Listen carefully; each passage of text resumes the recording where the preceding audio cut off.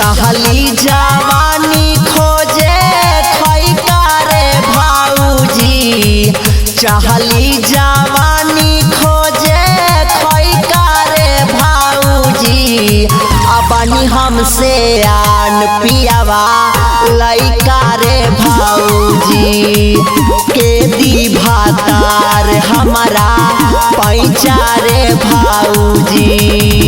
फारे ना फूले छोट बागैचा रे भाऊजी, फारे ना फूले छोट बागैचा रे भाऊजी।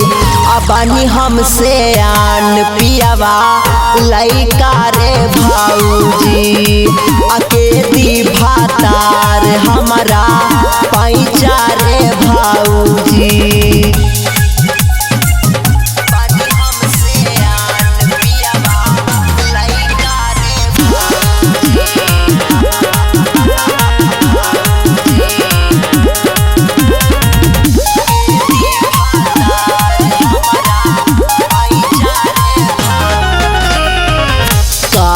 नहारे कहियो देहिया के पीरा, कहियो खिलावे लेना छिल छिल के खीरा।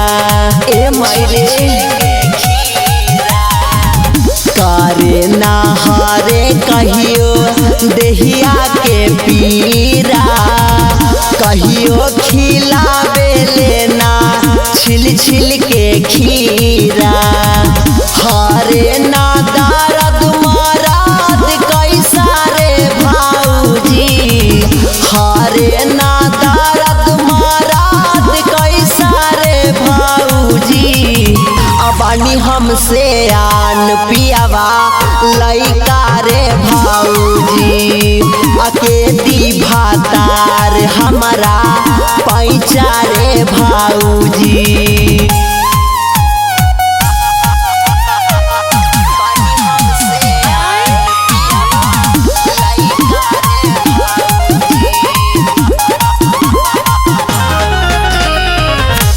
तनो पिलाई दूधा पीली धारा के, छोड़ देता खाली अंगूरी से खोदिया के। तनो पिलाई दूधवा पीली धारा के, छोड़ देता खाली अंगूरी से खोदिया के। राजसारुन छैला दीदा बैठा रे भाऊजी, राजसारुन छैला दीदा बैठा रे भाऊजी।